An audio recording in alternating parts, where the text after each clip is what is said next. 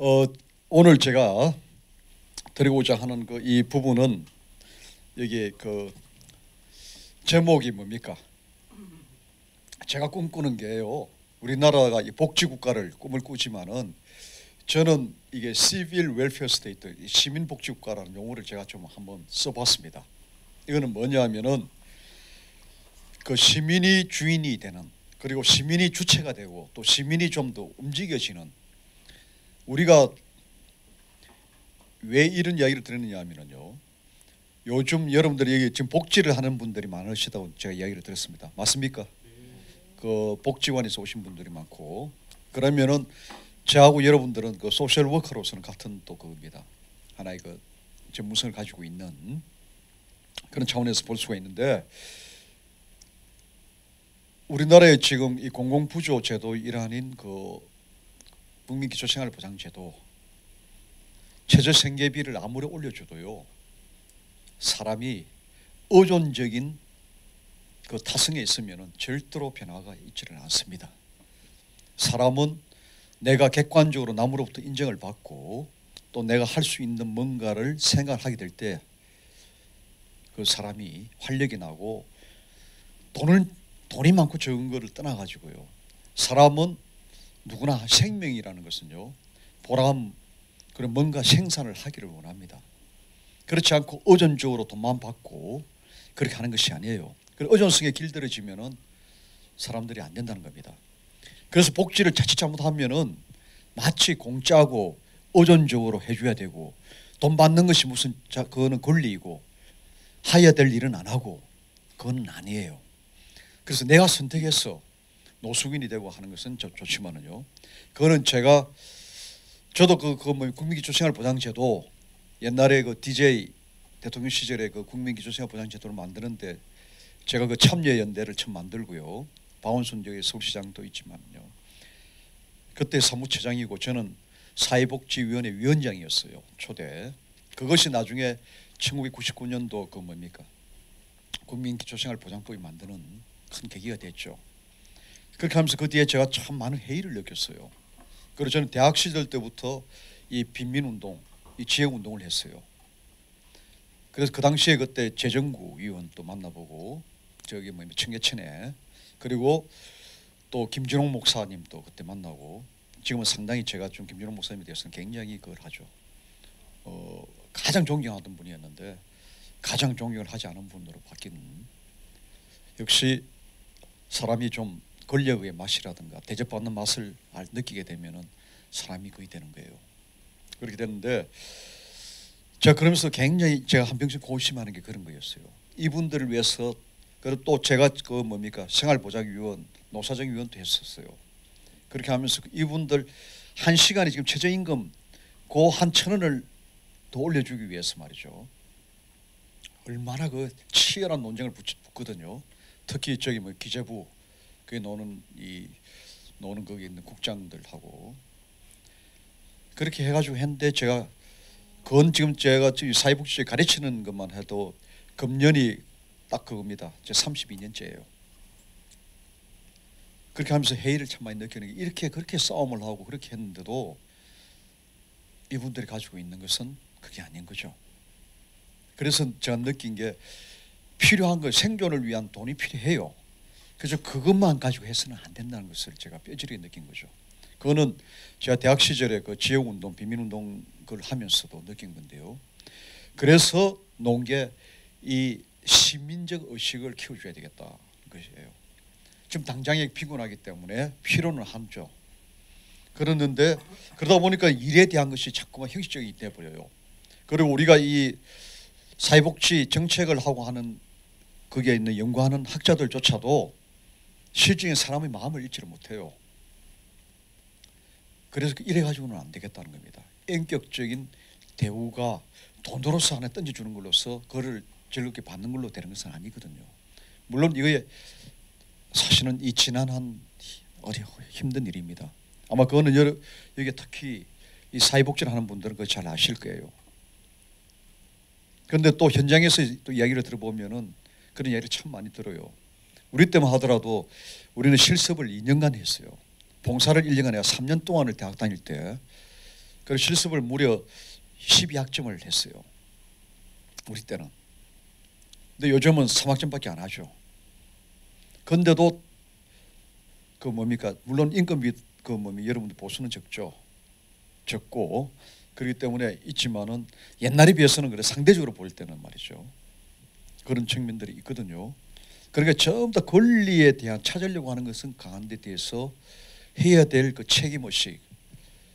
바로 이 시민성이라는 것은 내가 떳떳한 하나 있잖아요. 권리와 책임을 동시에 갖고 있으면서 한 인간으로서 대접도 받을 뿐더러 또 내 대접받는 행동도 해야 되는 이것을 어떻게 그런 그 사회를 만들어 갈 것인가에 대한 것에 대한 고민을 참 많이 해요. 그런데 사실상 그 뭡니까? 제가 그 유럽에 특히 그 스웨덴 우리가 지금 스웨덴 학교를 하지 않습니까? 물론 스웨덴도 보면은요. 스웨덴의 많은 부를 축적하는 것이 무기 파는 겁니다. 구조산업이 발달돼 있어요. 그럼에도 불구하고 스웨덴에 있는 그 사람들은 뭘 생각하느냐? 옆에 사람들이 어렵고 힘들고 거기에 대해서는 같이 아파해요. 그리고 국가가 정말로 좋은 정책을 펴고 우리 함께 행복해지는 그런 정책을 편다면은 내가 세금을 더 내도 좋습니다. 세금을 내는 것을 기꺼이 해요. 그러면 이런 세금을 우리나라 사람 대부분 대다수의 나라들은 세금 내기를 좀 싫어하죠. 그렇지를 않아요. 이쪽 그부터도 왜 그러냐면 부자들은 돈을 더 많이 낼 거를 당연히 생각을 해요. 근데 우리나라는 좀 세금 좀 내자 하면은 기득권자들이 돈 많은 사람 더 세금 내기 싫어해요. 그래서 세금은이 뭡니까? 신문에 내가지고 중산층들은 이제 전에 그 뭡니까? MB 정부가 했던 프렌들리 비즈니스 해가지고 세금 감시한 거 있잖아요. 그걸 지금 그대로 적용을 시키면 지금 박근혜 대통령 걱정하는 게 좀 일부가 해결될 겁니다. 20조를 지금 감시를 받고 있습니다. 그 제가 하나 예를 든다면요. 그 제가 제 친구하고 한번 비교를 해봤어요. 대기업에 다니는 친구하고 이 친구는 뭐 1년에 연봉이 뭡니까? 한 3억 넘잖아요. 그리고 또 그다음에 뭡니까? 이 주식을 또 배당을 받잖아요. 근데 이 친구가 내는 이게 MB 정부가 들어서 가지고 자기가 세금을 감시해 준 것에 대해서 부동산이라든가 다 했더니 1년에 이 친구 이야기가 한 3천만 원 이익을 본다고 이야기를 해요. 그럼 제가 얼마나 이익을 받을까? 저는 제 은행 뭡니까? 서울대학교 교수로서의 서울대학교 교수라면 여러분들이 뭐 대한민국 최고 돈 많이 받을 거라고 하는데 그렇지 않습니다. 사립대학교보다 우리는 훨씬 적어요. 적은 대신에 이제 명예가 있고 그다음에 연구 프로젝트를 많이 따올 우리 확률이 더 높죠. 개인적인 자기 그걸로 경쟁을 붙었을 때. 그런데 그것도 저 같은 경우는 국가 그 공무원 세금에 나오는 그거는 저는 거의 안 합니다. 프로젝트 또 기업 것도 거의 안 합니다. 그런 게 별로 할 게 없어요. 그 연구재단 그건 연구재단은 뭐 당연히 그거는 국가에서 하는 거기 때문에 그것도 이제는 요즘 한 5, 6년 전부터는 안 합니다. 또 젊은 후배들하고 경쟁을 해야 되는 거 싫어가지고요. 또 후배들을 또 키워줘야 되는 게 좋기 때문에요. 그래서 그 다음에는 제가 심사위원만 하지거나 하질 않아요. 그러는데 보통 사립대학교보다도 우리가 특히 교수급이 되면 위로 올라가면 밑에는 거의 비슷해요. 근데 위로 쭉 올라가면 이제 차이가 나기 시작을 해요. 교수.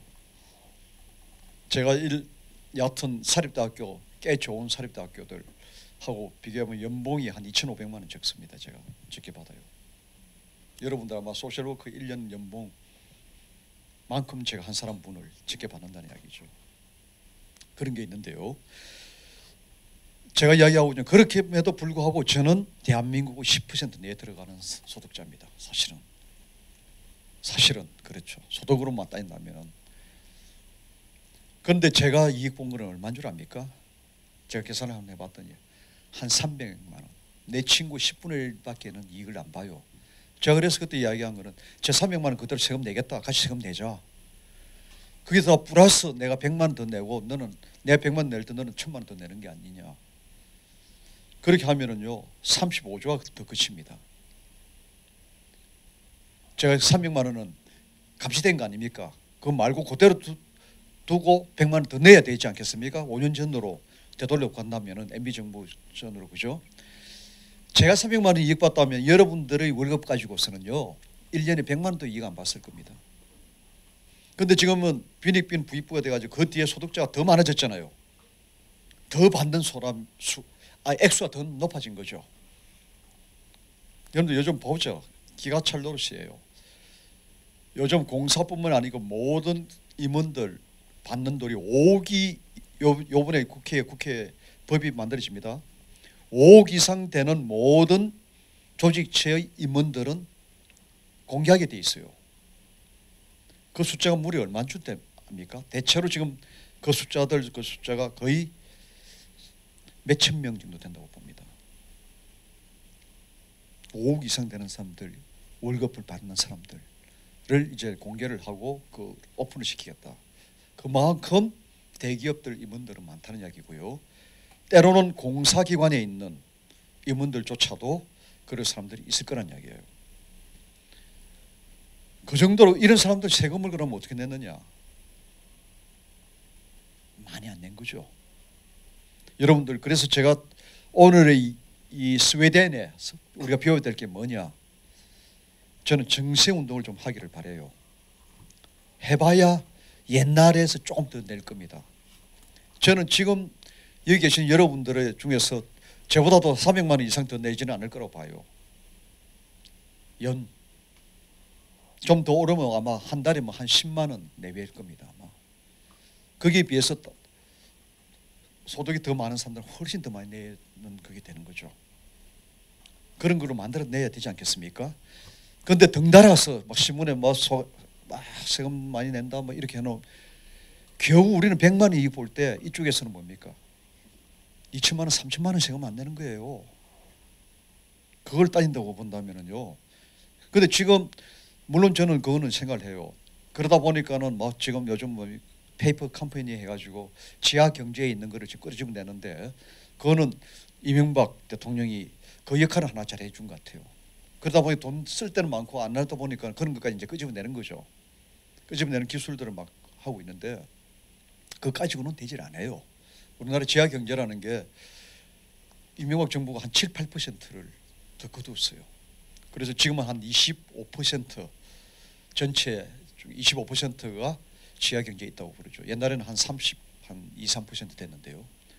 근데 지금 25%를 박근혜 대통령도 지금 생각에는 한 10%를 더 끄집어내겠다는 거예요. 근데 전 세계 어느 나라든 간에 10%의 지하 경제는 손을 못 댑니다. 그거는 이래저래 연결되어 있어가지고 안 되는데요. 우리나라 같은 경우는 지금 목표가 지금 한 15% 정도까지를 지금 한 25% 되니까는요. 뭐 제가 생각할 때는 아마 열심히 해가지고 한 5, 6%까지는 가지 않을까 5년 동안에. 왜냐하면 지금처럼 이제 세금은 감세는 안 하지만 지금 증세도 안 하는 상태에서 복지에 대한 건 하겠다고 많이 했잖아요. 그것을 하려면은 어차피 제가 쓸 때는 이제 중간쯤 될 때부터는 조금의 증세 이야기가 나올 거라고 봐요. 그렇지 않고서는요. 복지 쪽에 하고 있는 그 임금도 올라갈 수가 없게 돼 있습니다. 지금 그런 게. 그래서 실제 증세 운동을 해야 되는 그런 판이에요. 그리고 우리나라의 또 세금은 너무 스웨덴은 지금 얼마나 내는 줄 아십니까? 전 세계 어느 나라든 자기 소득의 텍스로 내는 조세로 내는 거는 50% 넘는 나라는 없습니다. 제일 많이 내는 종목이 뭐겠습니까? 상속세입니다. 어느 나라든 간에 그건 노동 없이 그냥 떨어지는 거잖아요. 상속세도 세계 어디에 제일 많이 내는 품목입니다. 그래도 50% 넘지는 않습니다. 그럼에도 불구하고 스웨덴 북유럽파의 나라들은 자기 소득의 평균적으로 그것도 여러분들 우리나라처럼 뭡니까? 본봉의 개념이 아니고요. 통상임금의 개념에서 내는 돈들 보통 40% 정도 됩니다. 소득의 40% 정도를 내고 그것만 내는 게 또 아니에요. 근데 뭐가 있습니까? 준 조세로 갖고 있는 게 뭡니까? 사회보장, 흔히들 사회보장세라고 이름을 붙이는데요. 바로 여러분 내는 보험료입니다. 우리나라에는 5대 사회보험이 있죠. 5대 사회보험 중에서 고용인이 안 내는 게 딱 하나가 있죠. 그게 뭡니까? 산재보험이죠. 산재보험은 그건 고용주 책임의 원칙에 의해서 고용주 책임. 그래서 고용주가 다 부담을 하는 거죠. 그래서 정부가 조금 도와주고 나머지는 다 사용자와 그다음에 뭡니까? 이 고용인 그다음에 정부가 일부 도와주는 그렇게 삼자가 다 내는 건데 요 5대 사회보험 중에서 산재보험 빼고 나머지 4개는 다 내지 않습니까? 보험료 그죠? 보험료율에 따라 다 내는데 그것까지 합치면은 이제 얼마가 되느냐? 보통 복지국가라는 나라들은 그게 50%가 넘어요. 한 40%는 세금. 그 다음에 또 뭡니까? 한 15%, 10% 내지 한 25%그 사이에 내는 게 보험료입니다. 연금 보험료 내야 되고 연금 있잖아요. 그것도 국가에 내는 겁니다. 개인 연금 그거 말고요. 그 다음에 의료보험 내야 되죠. 그 다음에 또 뭡니까? 아까 실업보험, 고용보험료도 내야 되지 않겠습니까? 우리나라는 또 그게 하나가 건강보험에서 하나 떨어져 안 하던 것을 새로 떼내가지고 하고 있는 게 독일하고 일본하고 우리나라가 하고 있는 게 뭡니까? 노인 장기 요양보험이죠. 독일은 수발보험이라고 이야기하고 일본은 개호보험이라고 이야기를 하고 있죠. 그걸 지금 하고 있는 겁니다. 그리고 이걸 다 더하면은 자기 소득의 55 내지 65% 정도. 그래서 스웨덴은 대체로 더 더하면 한 60% 내외입니다. 개인마다 좀 차이가 있겠죠.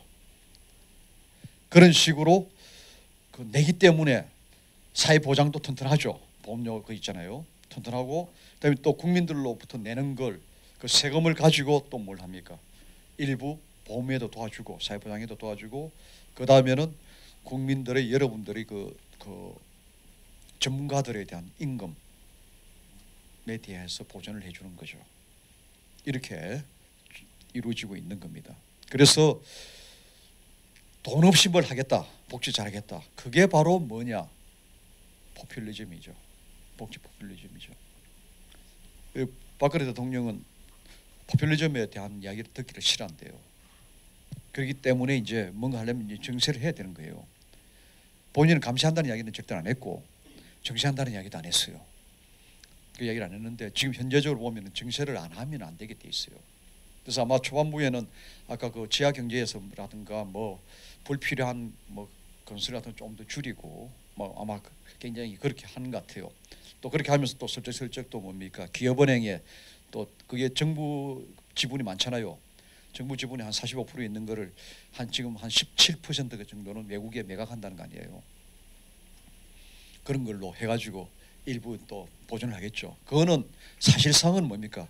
국민들 세금을 안 하는 대신에 정부가 그거는 그만큼 또 뭡니까? 차기 정부 때는 또 부담이 되지 않겠어요? 그걸 뭐 엄청나게 지우고 슬쩍 떠나버리는 게 누굽니까? 지난 정부죠. 지난 정부는 너무 그 민주주의도 후퇴시켰고 여러분도 잘 아시잖아요, 그죠? 그렇게 해가지고 문제가 많아요. 통계도 엉터리로 내고 오늘 신문에 제가 봤더니 너무 놀랐어요. 제가 아무리 봐도 그 진위 개수가 그렇게 될 리가 없는데 말이에요. 우리가 마치 그 뭡니까 OECD 국가의 중간쯤 되는 것처럼 했는데 드디어 이제 밝혀졌죠. 진위 개수가 뭐는 3.45 해가지고 34개국 중에서 28위로. 근데 전에는 매번 발표를 언제냐면 18위로 발표를 했어요. 통계조차도 뭡니까? 국가가 통계조차도 그거를 뭡니까? 엉터리 발표를 한 거죠. 물가를 할 때도 그랬고요. 이거는 아닙니다. 그거는. 그래서 그래서 시민들이 뛰어나게 그거를 봐야 된다는 것이고요. 제가 그래 무차 그 진위 개수에 대해서 제가 이야기를 지난번 하고 한번 신문에 글자도 쓴 적도 있었어요. 이거는 이럴 수가 없다고 말이죠. 그렇게 했는데 드디어 이제 오늘 신문에 나오더라고요. 그게 한 사람들이 그 뒤에 다시 해가지고는 정확하게 발표한 게 3.47이에요. 진위 개수는 아니 0.347이죠. 0하고 1 사이에서 분배가 제일 잘 되면 뭐가 되겠습니까? 0이에요. 한 사람한테만 완전 다 줘버리면 1이 돼요. 그래 보통 0.3에서 0.6 사이가 대부분의 갖고 있어요. 나라들이. 근데 우리나라는 0.3, 1, 2 이렇게 했는데 0.31로 대부분 발표를 했거든요.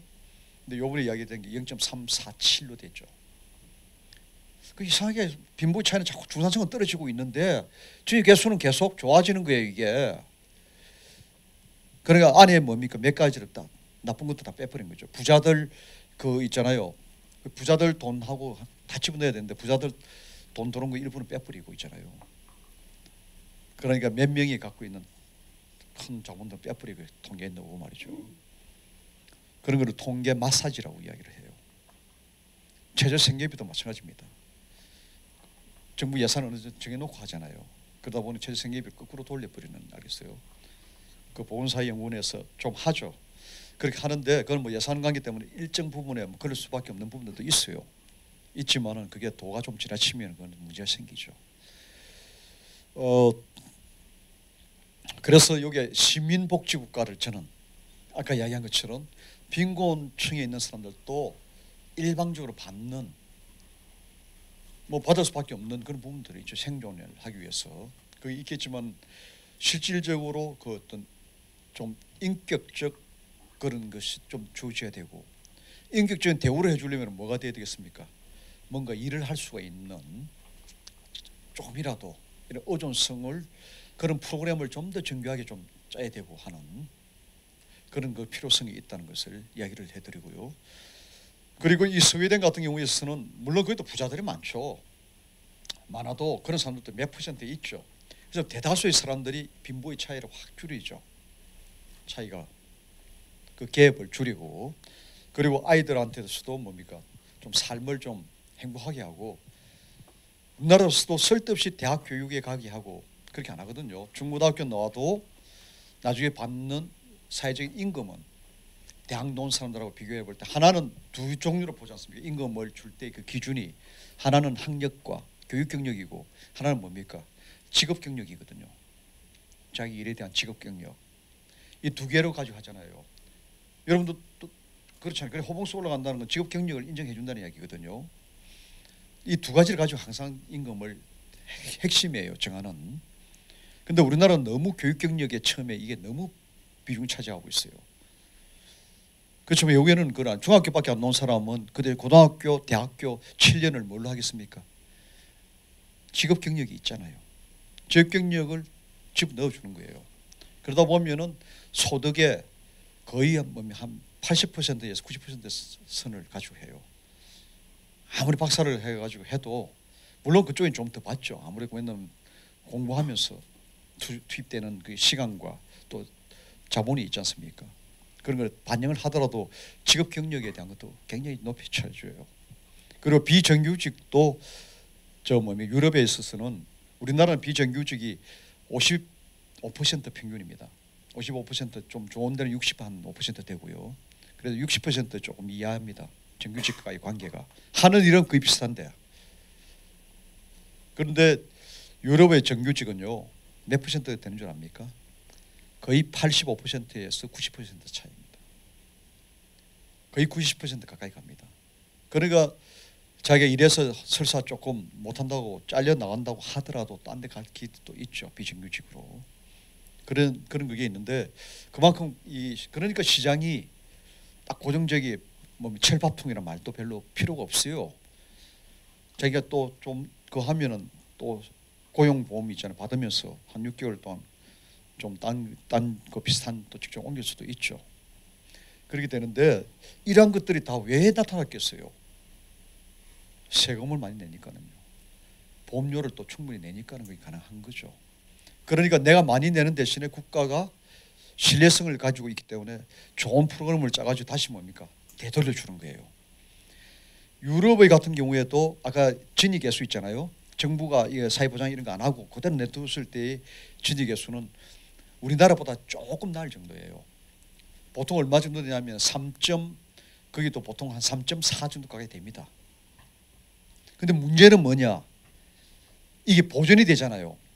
보전이 되어 보편적 복지가 많이 보편이 돼가지고 이 사람들의 진위계수는 얼마나까지 떨어지냐면 0.23 정도까지 떨어집니다. 0.34가 무려 0.10 내지 0.13 정도까지 떨어진다는 거예요. 우리나라는 얼마인 줄 압니까? 아까 정부 발표는 지난 정부의 대체로 보면은 0.31로 발표를 해놓고는 떨어지는 건 얼마나 떨어지느냐? 0.28로 합니다. 얼마나 떨어집니까? 0.03밖에 안 떨어져요. 그러니까는 내는 것도 적게 내지만은 받는 것도 뭡니까? 적게 받기 때문에 빈부의 차이를 줄여주는 게 진위계수를 줄여주는 그 정도가 0.03밖에 안 된다는 거예요. 근데 유럽의 복지국가라도 보통 0.1이 넘습니다. 0.1. 많이 내려가지고 그걸 쭉 줄여줘가지고는 그래 진위계수가 나중에 받기 때문에 그 사람들 국가는 결국 0.22 아니면 0.23이에요. 상당히 뭡니까? 빈부 차이가 확 줄여준다는 이야기죠. 우리나라는 기껏 줄여 0.31로 해놓고도 0.28 정도밖에 안 된다는 이야기예요. 그런데 이거를 이제 정확하게 이야기를 해놓으면 아까 0.34로 해놓으면 우리나라는 해봐야 0.31 정도밖에 안 된다는 이야기죠. 그죠? 그 정도 그게 맞는 이야기예요. 제가 볼 때는 받아도 진위계수는. 그래서 이 시민복지국가에 대해서 그런 정신을 그래서 제가 시민을 좀 더 우리가 좀 같이 옆에 사람들과 좀 보듬고 가는 그런 걸로서 만들어야 되지 않느냐 이게 하는 거네. 예. 됩니까? 네. 예. 제가 첫 질문이 겁니다. 한국은 복지국가인가? 여러분 어떻게 생각합니까? 한국은 복지국가입니까? 아닙니까? 어떻게 생각하세요? 대답이 없으시네. 복지국가입니다. 네. 또 다 복지국가로 생각하십니까? 가고 있는 중이라는 분 또 가고 있다는 말은 아니다는 이야기죠. 현재는 가고는 있지만 또 아니다 하니까 또 괜히 또 그죠 비애국자 같은 느낌이 들어가서 그런데 우리나라는 진짜 가고 있다는 게 맞을 거예요. 왜냐하면 복지국가라는 게 정의의 기준이라는 게 있을 거 아니겠습니까, 그죠?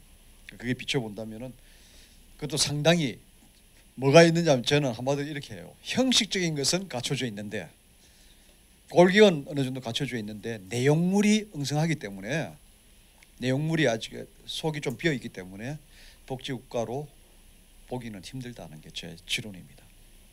물론 복지국가 하는 사람들은 뭐 우리나라도 한국형 복지국가 하는데요. 한국형이라고 이름 붙여놓으면 옛날에 그런 게 많죠. 군사 독재 시절에 한국형 민주주의 해버리잖아요. 그건 아니고요. 보편적인 나름대로 어느 정도 되면은 다 복지국가 이름을 붙여주는 게 있습니다. 그렇게 볼 때 우리나라는 아니까 그까지는 아니고, 근데 상당히 형식적인 그 골격은 상당히 법적으로도 많이 돼 있어요. 내용물이 조금 아직도 부실해서 그렇겠죠. 그래서 여러분들이 뭐 복지국가라고 하는 말도 틀린 말은 전혀 아닙니다. 왜냐하면 형식적으로 볼 때는 복지국가의 탈을 쓰고 있어요. 내용물이 이제 그렇다는 것인데요. 왜 그러냐 하면은요. 사실은 그게 제가 뭐 그건 한번 여러분 읽어 보시는데요. 왜 아직도 그게 안 되느냐? 제가 여러 가지 국정 글로서는 지난 그 뭡니까 이 특히 그 문민정부 이후에 김영삼 정부 이후에 복지에 대해서 그런 대로 그래도 신경을 쓰고 꼭 복지는 말은 안 해도 뭡니까 서민 경제니 혹은 또 뭡니까 이 일반적인 그 민생 뭐 이런 식으로 해가지고 해온 것만은 사실이에요. 또 더군다나 2009년도에는 뭐가 있었습니까? 우리나라에 복지 논쟁에 불붙은 게 무상급식이죠. 또 서울시 시장 선거에서 오세훈 시장은 자기의 시장을 그걸 뭡니까 걸어놓고 무상급식에 대해서 반대를 하다가 결국은 안 됐죠. 안 됐는데요. 뭐 이런 등등의 경험을 갖고 있기 때문에 모든 분들이 이제 복지에 대한 말에 대한 친근감은 이제 있는 것 같아요. 사실은 복지 사회의 구현이라고 해가지고요. 딱 내걸은 그 정부가 있습니다. 어떤 정부입니까? 1980년 그 5.18을 거치고 이렇게 해가지고 했던 그 통일주체국민회의에서 뽑혀진 그 전두환 대통령. 이 내걸은 게 그때 뭡니까? 복지사회의 구현입니다. 복지사회, 복지국가라는 이야기를 그때 하면서 그때 우리가 형식적으로 법들이 좋은 법들이 많이 만들어졌어요. 장애인 복지법, 뭐 아동복지법 있잖아요. 그 전에 아동복리법 있던 거를 대폭 개정을 했어요. 그렇게 하면서 많이 만들어졌습니다. 법이. 그것도 일부 뭐 또 시행한 것도 잘 시행한 부분들도 있고요. 그렇게 했는데 여하튼 뭐 그렇게 보면은 그 이후로 80년대 이후로 법적 장치는 상당히 많이 틀이 갖춰져 있었다. 그렇게 볼 수가 있습니다. 그러면은 한국복지국가, 그래서 한국복지국가라고 제가 일부러 이름을 좀 붙여놨는데요. 몇 가지 특징들이 있습니다. 첫 번째는 뭐냐면은 이 성장 담론에 비해서 복지 담론이 굉장히 아직도 열세합니다. 지금 또 뭡니까? 경제 성장해야 된다고 이야기를 많이 하지 않습니까? 성장을 해야 우리가 뭐 나눌 거리가 있을 것이다 하는데요.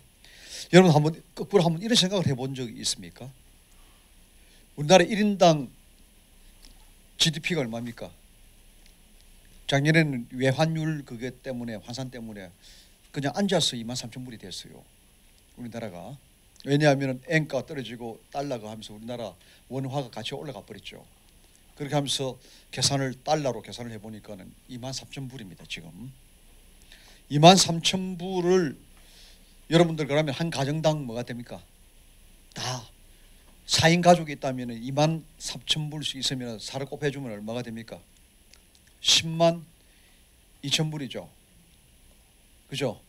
한 가정당 10만 원 그렇다면 지금 하면 1,100 뭐 한 50원 정도 됩니다. 달러가 1달러가요.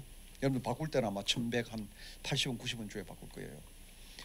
그런데 1,150원을 가지고 한번 뭐 10만 불이라고 하더라도 10만 불 뭐 채 안 되겠죠. 한 10만 불 잡고요. 하면은 돈이 얼마입니까 그게? 1억 1,000만 원이죠.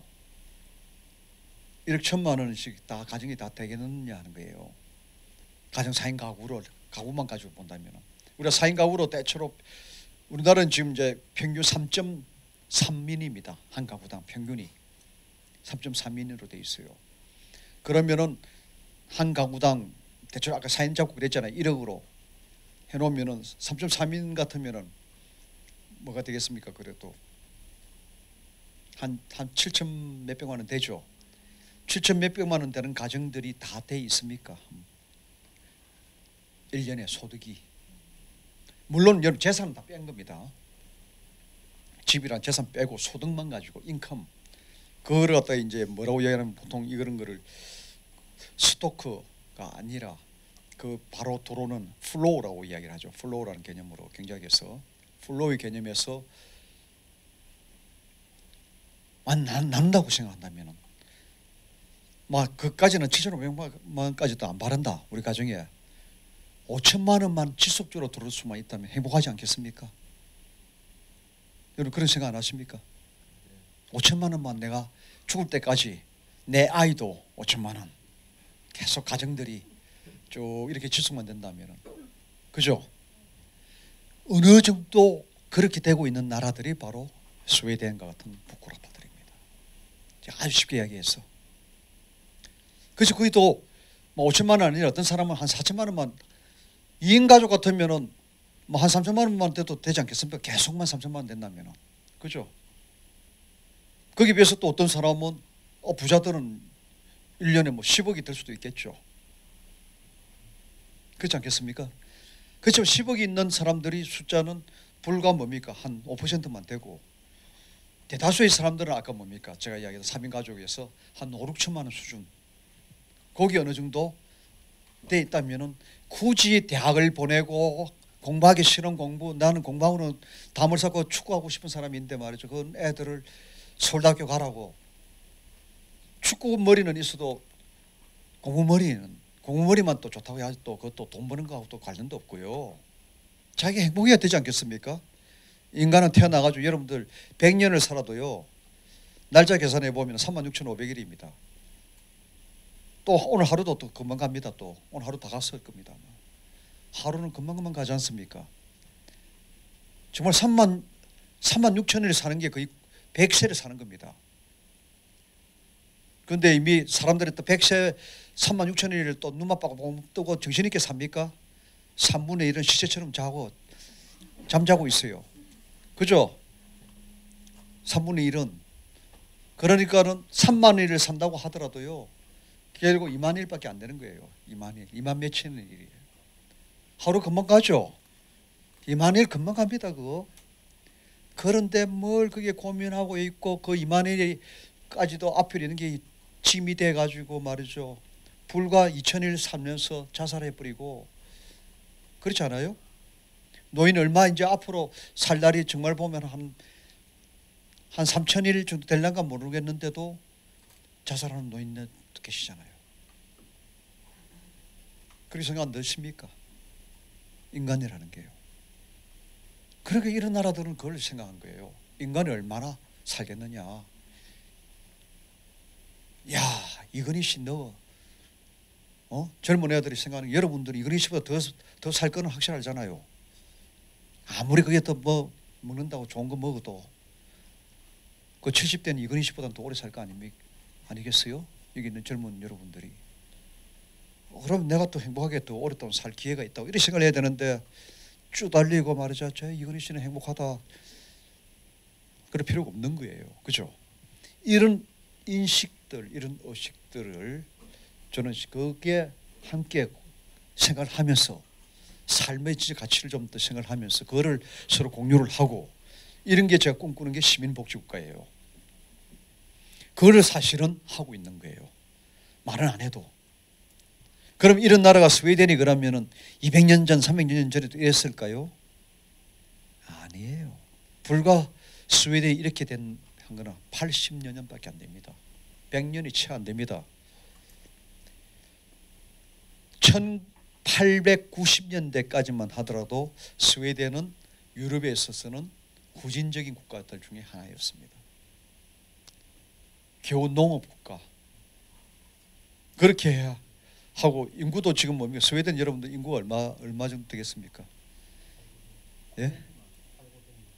스웨덴이 인구가 예? 거의 1,000만 명 정도 됩니다. 그다음 조금 늘어가지고요. 1,000만 명.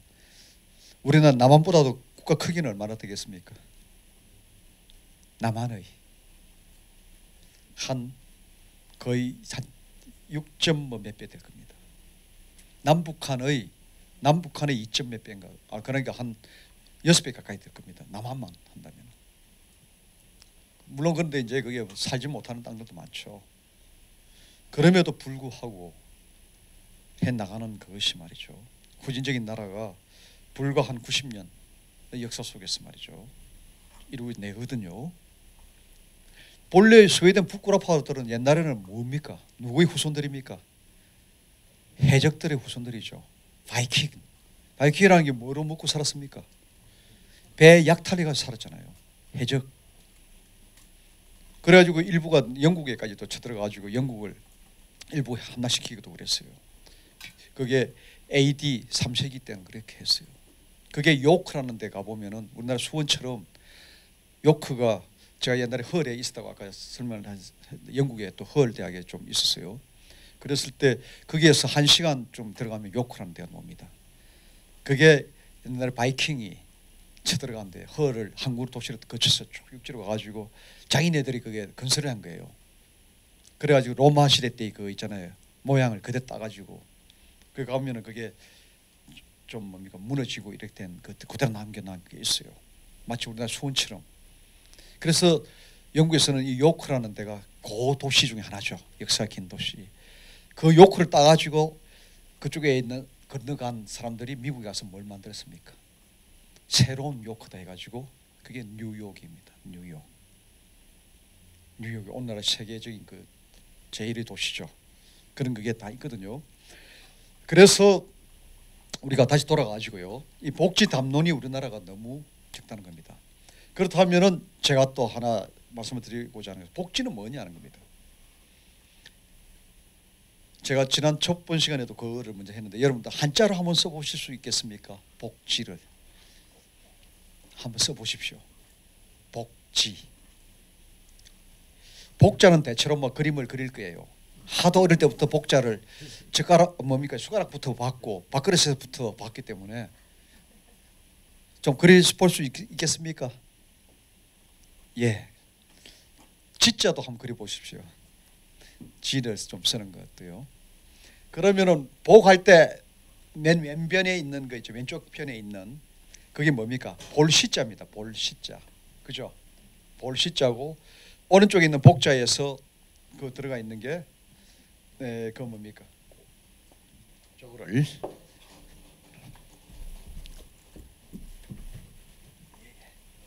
자 됐습니다. 복자 한번 한자는 한번 써보십시오. 한번 사회복지사들이 자기 복자도 못 쓰면 안 되죠.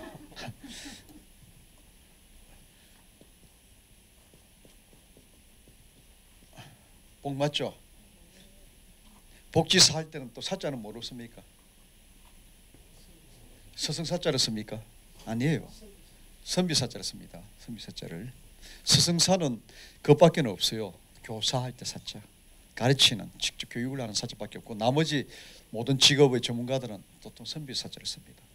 돼 있고요. 지자는 이거죠. 그렇죠. 그죠? 그럼 요거는 볼시자라고 아까 그랬죠. 요거는 뭡니까? 요거는 노펄고 약자입니다. 고 있죠. 고 요거. 그죠? 고등학교 고자. 노펄고를 약자가 이겁니다.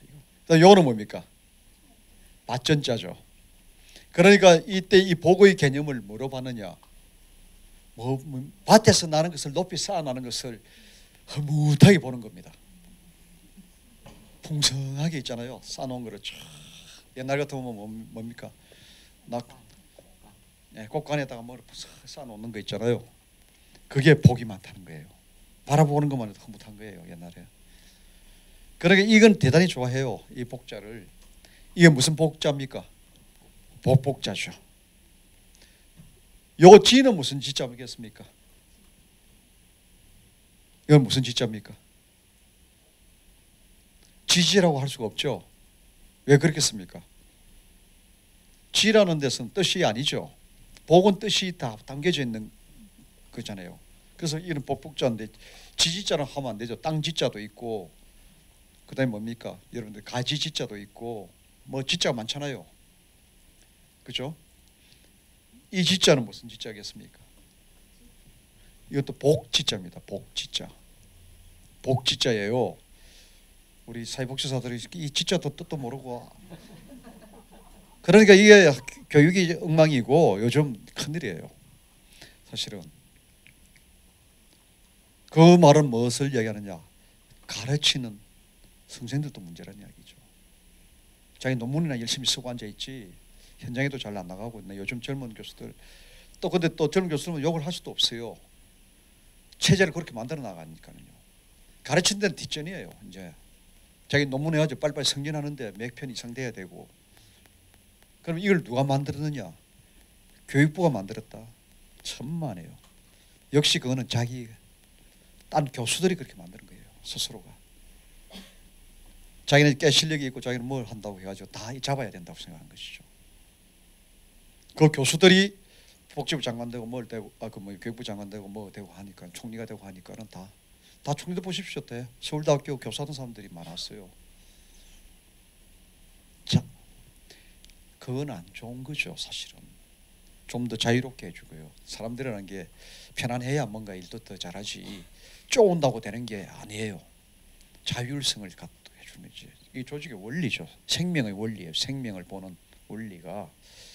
여하튼간에 이것도 복지자입니다. 이것도 뭡니까? 이거는 똑같죠. 이거는 뭡니까? 볼시자죠. 뭘 본다는 겁니까? 이거는 또 무슨 지자예요? 이것도 지자죠. 멈출지죠. 아까 거칠지. 멈출지자입니다. 그래서 중국에 가면 이거를 빨간 글씨로 스톱 대신에 이 한자로 이걸 딱 적어놨잖아요. 중국 가서 다 보실 거예요. 한번 자세히 보십시오. 종지부를 찍는다 할 때 이 지자를 쓰잖아요. 그럼 이건 또 뭘 보는 게 복이 있다는 겁니까?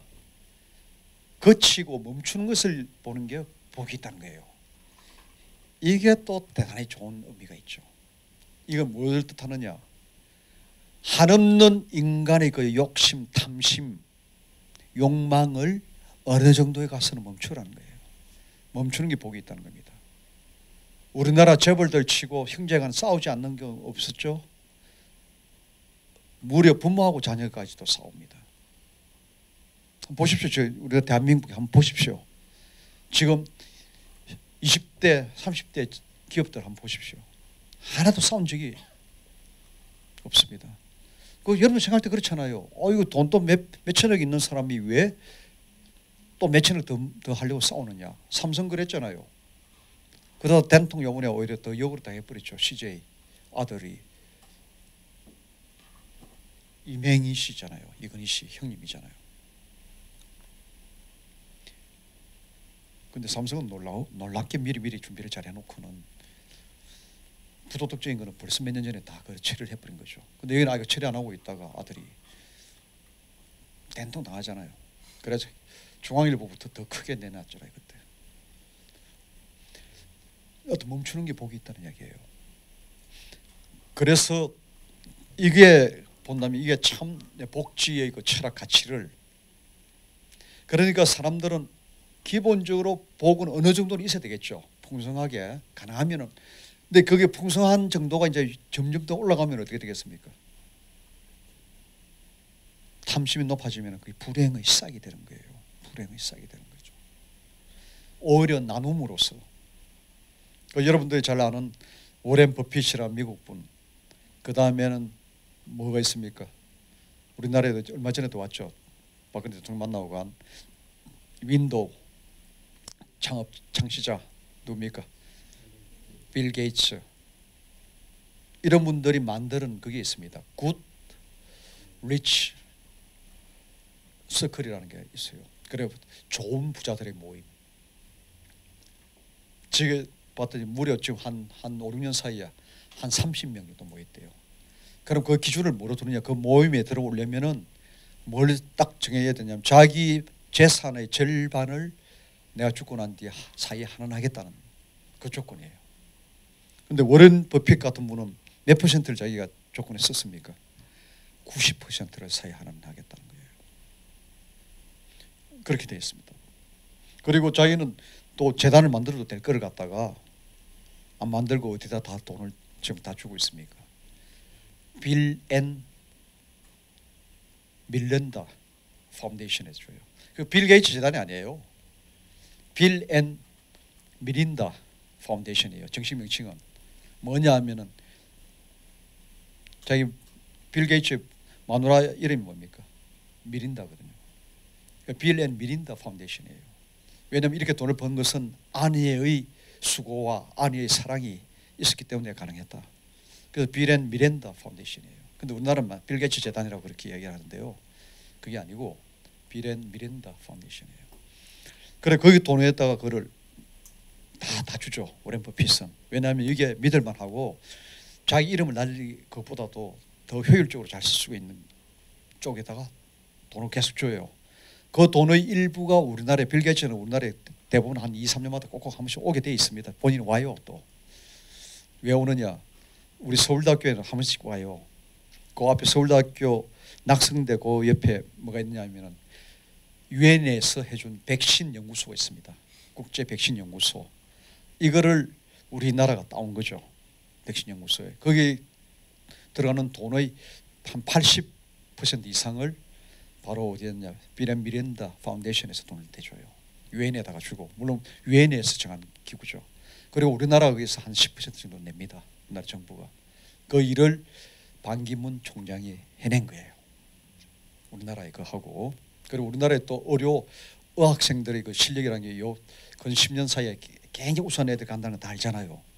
그리고 빌 게이츠가 또 그 재단이 빌 게이츠가 또 오고 여러 가지로 소송문 다 했어요. 그때 할 때 이게 유치하려고 최종적으로 처음에 20개국이 왔고 최종적으로 5개국이 걸렸어요. 그 가운데 일본도 했고요. 근데 우리나라가 됐죠. 되고 그 중에 또 특히 서울대학교 그게 인력들이 대체 다 넣는다는 조건으로 해가지고 그래서 가끔씩 와요. 빌 게이츠가 이번에 대통령이 처음 정부 바뀌기 때문에 정식으로 그래도 옷은 입고 왔잖아요. 그런데도 그때 그 있죠. 대통령 먹으러 아주 악수하는 것도 그렇고 그죠. 아주 금방지게. 근데 그쪽 사람 다 그렇게 해요. 우리 서울대학교 할 때 총장 만날 때 나도 그때 한번 같이 갔어요. 좀 쭉 그걸 했는데요. 교수들 시간 있으면 오라고 해가지고 한 40명 정도 교수 둘러 앉아 하는데도 멀리 입고 온 줄 압니까? 청바지 입고 왔어요. 총장 거 하는데. 그래서 저도 청바지 입고 가려다가 총장님은 딱 입고 있는데 저는 그래도 넥타이는 안 하고 노타이로 그때 갔죠. 입고. 그러니까 위에도 양복은 입었는데 밑에는 청바지였더라고요. 노타이에다가 편안하게 그렇게 해요. 근데 요번에 내 보고는 넥타이 메고 간 거 보고 내가 놀랐어요. 넥타이 맨 것만 보더라도 내가 놀란 거죠. 그 한국에 있다는 문화를 조금은 그 밑에서 막 얘기를 해줬겠죠, 그죠? 저거 좀 생각하십시오. 알겠습니까? 복지가 하나는 풍성한 거지만 또 하나가 뭡니까? 탐심을. 요런 게 뭐가 되느냐면 프로그램에도 이런 정신이 좀 깃들어져 있어야 된다는 생각이죠. 제 이야기는 가치가. 그래서 뭐 지식적인 그런 이야기보다도 뭘 해야 사람들 아까 시민적으로 돈을 주더라도 좀 더 의존감이 안 되도록 하고 뭔가를 또 일을 그걸 통해 가지고 일을 하도록 하고요. 그 돈을 잘못 쓰다 보면은 물질의 풍성함만 줘버리면은 탐심만 키우게 되는 그런 것이 훨씬 커진다는 이야기입니다. 그래서 잘 생각을 하셔야 돼요. 프로그램을. 그래서 성장 그다음에 두 번째 좀 읽어 보세요. 제가 그거 해놓은 거예요, 그죠? 두 번째는 뭐냐면은 이 선별주의 복지제도가 우세하다. 이 말은 저는 우리나라에 보편적으로 해야 될 게 뭐가 있느냐면은 우리가 사회복지의 핵심적인 분야가 6개, 6대 분야가 있습니다. 그거는 여러분 좀 적으십시오. 뭘 보장을 해줘야 잘 되겠는가? 첫 번째는 소득 보장입니다. 소득 보장이고요. 여러분들 집이 아무리 많이 있어도요. 옛날에 지금도 그런 분들 계세요. 지금은 옛날에 뭡니까 그거 과수원 하던 땅이 지금 올라가지고 그게 재개발되고 이래가지고 있는데도 불구하고 그 아버지는 아직도 그거를 과일 장수를 하면서 지내는 분들도 계실 거예요. 그 땅 팔면은 무려 뭡니까 뭐 한 7, 80억 노는데도 불구하고 왜냐면 조상의 땅이기 때문에 그러면 그게 땅을 안 파니까 그대로 뭡니까 재산은 7, 80억인데 자기의 들어오는 인컴은 없는 거죠. 인컴은 뭘 해야 됩니까? 사과를 팔아가지고 들어오는 것밖에 없어요. 그게 소득입니다. 소득은. 알겠습니까? 소득이 있다는 거하고 이 자산 스토크로 되어 있다는 거하고는 달라요. 그러니까 우리가 맨날 걱정하는 게 말이죠. 제 친구들도 벌써 한 10년 전부터 그 뭡니까 그 임원하다가 대기업 임원하다가 놓은 친구도 많아요. 50대 중반에 벌써 말이죠. 어떤 친구는 뭐 50대 초반에 놓은 친구도 있고. 그런데도 그 재산들이 저는 그렇게 안 되는데 저보다도 20억, 30억 되는 애들이 꽤 있어요. 강남에 살고 있는데 집만 하더라도 벌써 한 18억, 16억 안 됩니까? 거기다가 또 땅도 좀 있고 거기다 주식해 놓은 것도 있고 말이죠. 은행이 한 30억 되는데도 이 친구들 매년 만나면은 이제 28억밖에 없어. 왜 그렇게 했습니까? 들어오는 돈은 없고 기껏해 은행 이제 근데 자꾸 이자가 떨어지잖아요. 그런데다가 애 또 하나 출가시키면 또 매덕 들어가고. 왜냐하면 또 씀씀이는 또 그렇지 않잖아요. 강남에 살고 있다 보니까는. 옛날에 매달 뭐 한 2천만 원씩 쓰다가 야, 너 그러지 말고 너 집 팔면은 우리 동네로 오면은 너는 새 채 산다. 내가 이야기를 해주죠. 저는 그 구로구 개봉동에 살거든요. 새 채 산다 말이에요. 정말 그래요. 지금 살고 있는 데가 그 강남에는 뭡니까? 48평인데도 한 14억 된다는 거예요. 그 전에 20억 됐대. 20억. 지금 떨어져가지고. 야 그러지 말고 차라리 와가지고 그래가지고 은행에도 이제 그거 하잖아요. 그러니까 맨날 이 친구는 이제 그게 까먹는다고 생각하는 거죠. 그렇잖아요. 인컴이 안 되니까는 들어오는 거는 은행 이자도 떨어지죠. 그러니까는 이제 죽을 지경이에요. 그러면서 맨날 울고불고 해요. 저는 10억도 안 되는데 저는 맨날 해피하고 여러분 공무원들도 마찬가지로 그럴 거예요. 왜냐하면 연금이라는 게 있기 때문에 그렇죠. 그랬던 대로 줄기차게 들어오잖아요. 뭐 80만 원이 들어오든 뭐든 그리고 이런 친구들이 요번 노령연금 있잖아요. 그거 하니까 20만 원 다 준다니까 나도 받는다고 하다가 있다가 요새 이제 안 준단 말이야. 너네 같은 연금 받고 뭐 이런 안 준다 이러니까 막 노발대발 돼가지고 그렇게 되는 거예요. 그만큼 인컴이라는 게 무서운 겁니다. 꼬박꼬박 들어온다는 게. 그래서 소득 보장이고요. 두 번째가 뭐겠습니까? 질병이죠. 다시 말해서 의료 보장이죠. 그다음 세 번째는 뭐겠습니까? 가난, 빈곤을 제일 물리치는데 제일 중요한 변수가 뭐냐? 교육입니다. 그래서 우리나라가 빨리 발전한 이유가 교육에 투자를 한 거죠. 나는 또 부모님들 똥지기를 지는 하나님 있더라도 우리 애는 고등학교, 대학교까지 보내가지고 그랬다 해보면 그게 성공을 했어요. 교육만큼 가난을 뒤바꾸는데 중 변수는 없습니다. 그래서 교육에 투자를 우리는 많이 한 거죠. 개인이 희생을 하면서까지. 교육 보장이고 네 번째는 또 뭐냐 하면은 주거 보장이에요. 사람들은 잠을 자야 되지 않습니까? 3분의 1을 잠으로 때우는데 그 잠자는 곳 하나 없다는 것은 건강에도 안 좋죠. 주거 보장이죠. 그 다음에 다섯 번째는 뭐겠습니까? 일자리 보장이에요. 뭔가 일을 하야 그게 꼭 소득이 많고 적음이 아니라도요 보람된 뭔가 생산 인간이라는 게 다 그렇습니다. 생산에 대한 그게 동물하고 다르죠. 동물하고 인간의 제일 큰 차이는 인간은 의미 있는 일을 하려 의미라는 것을 두어요. 가치라는 개념이 들어가 있습니다.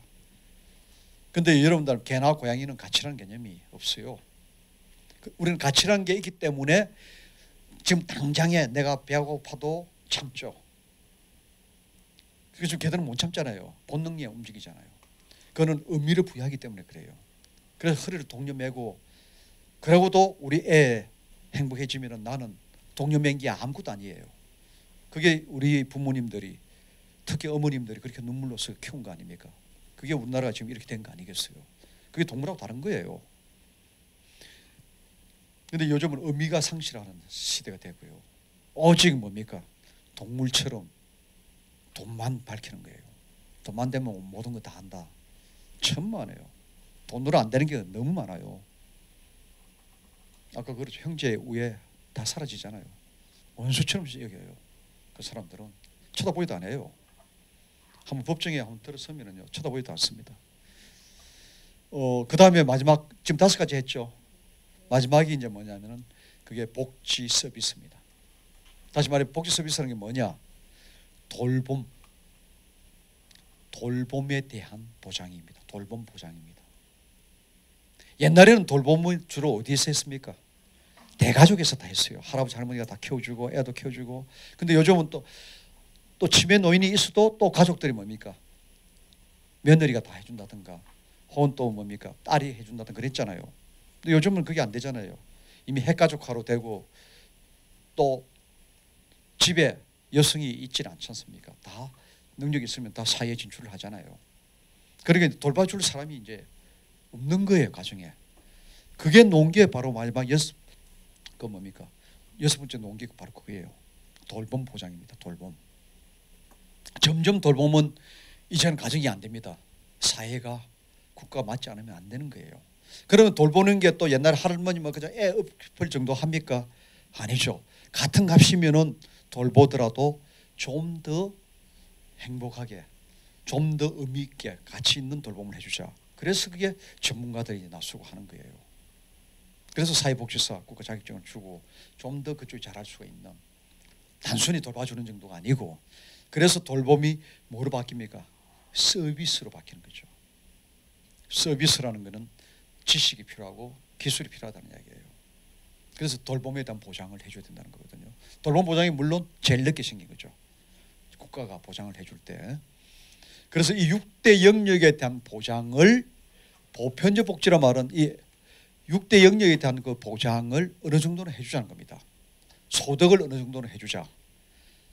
그래서 가난해진 사람들에는 그래도 공공부조 제도를 통해서 그러면 조금 소득이 있고 말이죠. 현재 잘 버는 사람들은 미래의 가난을 소득이 놓을 수 있도록 하는 것이 연금이죠. 20년 후에 계속 들어오도록 해주는 이런 식의 인간의 지혜로서 만드는 장치예요. 이게 그러면 옛날에는 그럼 이런 게 없었느냐? 천만에요. 우리 대한민국에 수천 년간 있었던 게 동양에서 있었던 게 뭡니까? 개가 지금처럼 뭡니까? 낙찰개가 아닙니다. 빵꾸 나는 개가 아니에요. 그 빵꾸 나는 개는 일본이 우리나라의 독립 자금을 모으기 위해서 개를 썼는데 그거를 파괴시키려고 이 돈을 슬쩍 이윤의 개념을 집어넣은 거예요. 그래가지고 일부러 일본 입원을 갖다가 펑크나게 만들고 그러다가 펑크나니까 뭐 싸울 거 아닙니까? 신뢰성을 끊어버리는 거죠. 독립 자금을 연줄이 옛날에 개를 통해서 했어요. 옛날에 우리나라의 개는 이식 수단이 아니었어요. 금융 수단이 아니고 무슨 수단이었느냐? 오늘날의 사회보험의 형태였어요. 너 놓다가 필요한 사람들이 끄집어내가는 그게 한 게 개고, 그다음에 향약 같은 것도 마찬가지고요. 그런 것들이 함께 살고자 하는 그런 거였죠. 공동체적 생각이 있었던 겁니다. 이런데 대한 연구들은 별로 안 해요. 우리가 참 사실 금융에 대한 연구들만 하죠. 개를 연구를 해도 그거는 일제시대 때 이야기고요. 우리나라 옛날 개는 그렇지 않았습니다. 그리고 6대 영역 알겠습니까?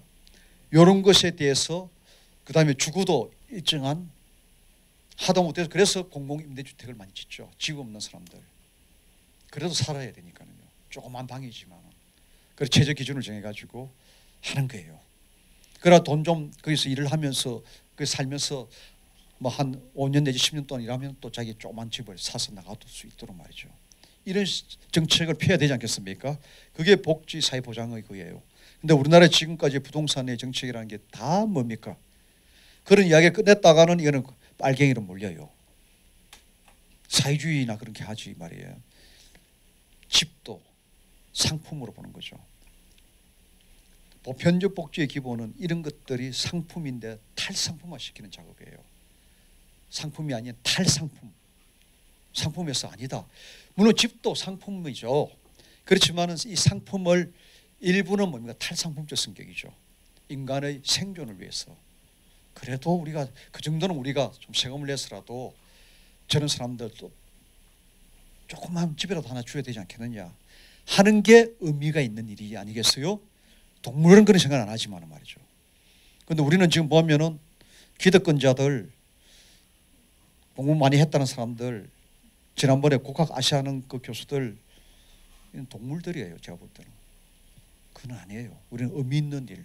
인간이라고 하면은 아픔이라는 게 옆에 있는 그런 아픔은, 동료에 대한 아픔은 동물도 좀 갖고 있어요. 옆에 있으면 눈물을 흘리잖아요. 자기 주인이 아프면 울잖아요. 동물도. 하물며 같은 인간에서 말이죠. 그거는 너무 잔인한 거죠. 그죠? 그건 아니라고 봐요. 그래서 주구에 대한 것도. 그리고 교육은 뭡니까? 구라파에서는 옛날부터 된 게 교육은 이건 철저하게 해주자 한 게 뭡니까? 대학원 박사과정까지도 거의 공짜죠. 내가 공부하겠다는 사람한테는. 그리고 공부하지, 내가 취미도 없고 공부에 대한 관심이 적은 사람들은 오케이, 중학교 때도 놓아라. 그 대신 아까 뭘 해줍니까? 소득의 수준은 그래도 한 80% 내지 90% 정도는 갔을 수 있도록 그렇게 해주는 거예요. 그 다음에는 또 너티우는 사람들도 있을 거 아니겠어요. 중학교 때 고등학교 때 공부 못해도 일을 하다 보니까 일을 통해서 뭔가 된단 말이에요.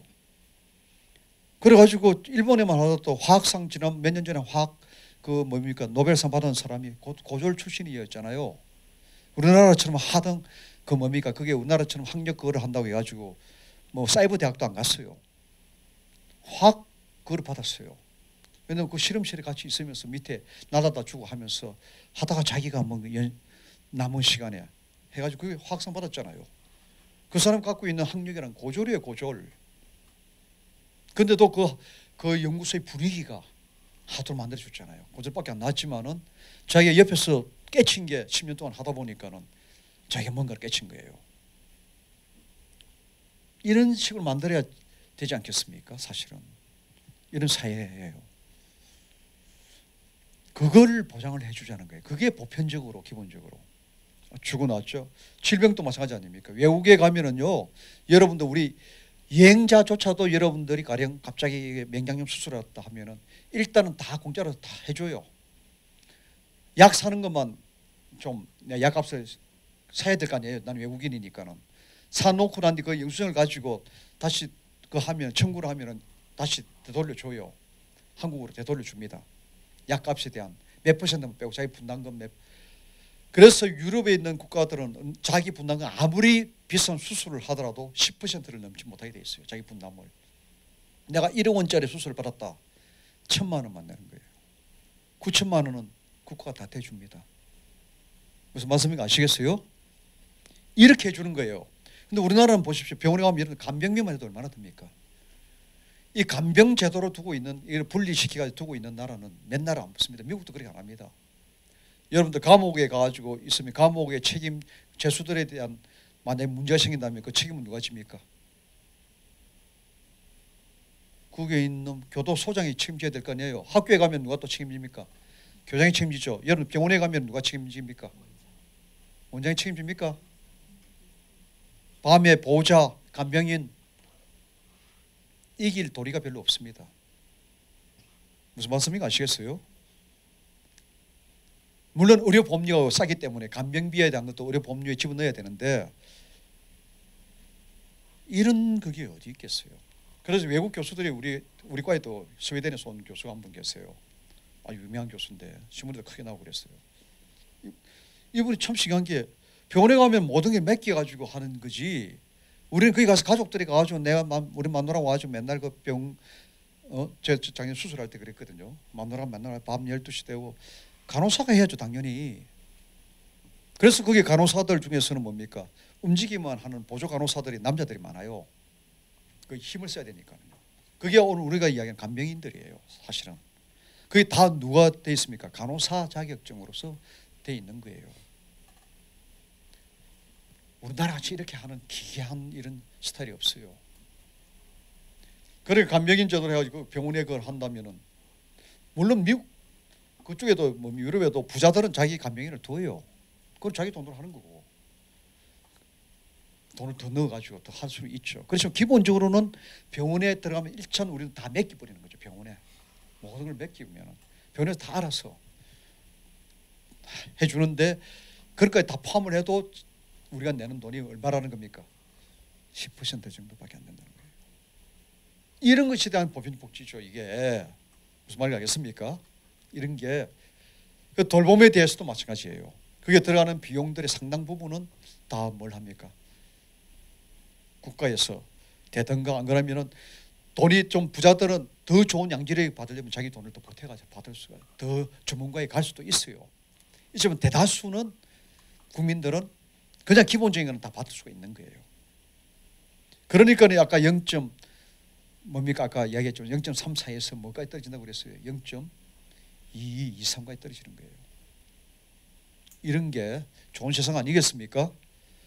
그러기 위해서 저는 우리나라 대다수의 국민들이 좀 보수적인 언론에 속지 말고 세금 내면 마서 다 그쪽에 더 겁내죠. 자기 더 많이 내야 되니까요.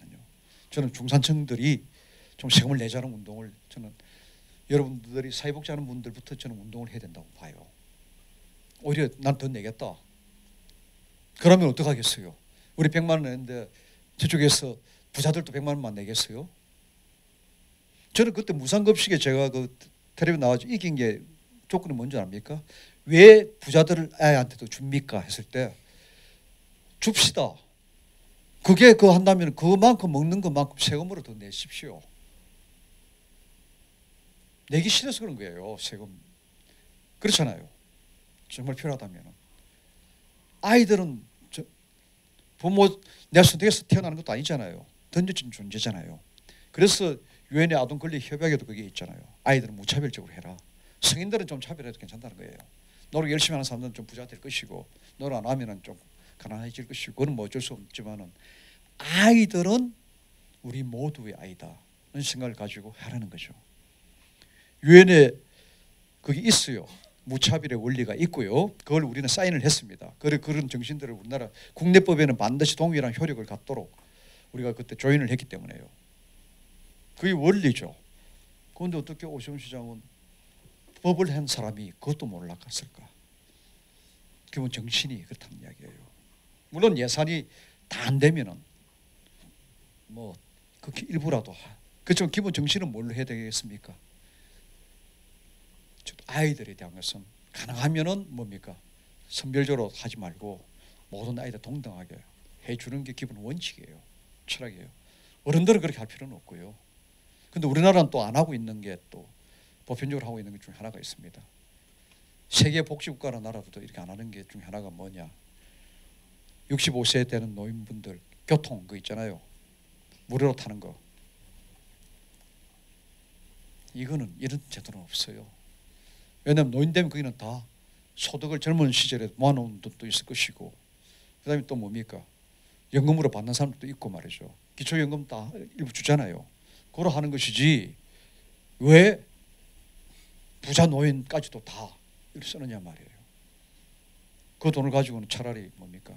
그거는 가난한 사람만 주는 게 원칙이에요. 성인들은 가난한 그렇게 좀 구분을 해도 괜찮아요. 그게 기본 원리라는 게 있습니다. 그래서 그리고 우리나라 국가복지 재정도 아주 빠듯합니다. 그다음 아까 이야기했죠. 재분배 기능이 약하다고 그랬죠. 불과 0.0 한 2, 3정도밖에 안 돼요. 그게는 0.121, 0.13 정도로 말이죠. 그다음에 또 우리나라가 갖고 있는 게 이게 남성 생계 부양자형이에요. 아예 또 가장 중심의 이런 구조가 되어 있습니다. 복지 구조가. 그래 남성 위주로만 되어 있죠. 이것도 앞으로 바뀌어야 됩니다. 남녀 평등하게 제도도 그렇게 해야 되고요. 그래서 제가 이제 보는 게 시민복지국가를 지향을 한다는 것인데, 근본적인 문제는 궁극적으로 전 세계가 어떻게 되어 있습니까? 현재 이 금융자본주의, 전에 산업자본주의가 있었을 때는 좀 괜찮았어요. 그런데 자본주의의 가장 아킬레스건이 뭐냐면 금융자본이에요. 조금 뭐 속된 말로 얘기하면 돈 놓고 돈 먹기가 이루어지면은 누가 노동하겠어요? 노동 의욕이 있게 하기 위해서는, 그래서 옛날부터 뭡니까? 불로소득이라는 것은 인정을 안 하는 풍토였는데, 이게 희한하게 미국으로부터 시작해가지고 말이죠. 그게 특히 레이건 정부, 영국에서는 뭡니까? 대처 정부 이후에 금융자본이라는 게 시작을 했어요. 돈을 낳고 이자를 한 거 더 챙겨가는 거예요. 바로 그게 또 뭡니까? 이게 또 윈도우, 인터넷이 발달되면서 외환만 가지고도 밤새도록 해가지고요. 재작년인가 뭐 한 사람 있었죠. 저기 홍콩에 있는 젊은 친구 하나가 해가지고 무려 젊은 20대 고등학교밖에 안 나온 친구가 여기에 해가지고는요 1년 동안에 돈을 무려 우리나라 돈으로 2천억을 벌었어요. 그래가지고 또 3개월 만에 또 거지가 돼가지고 고랑 찼죠. 그래서 신문에 막 나오고 그랬죠.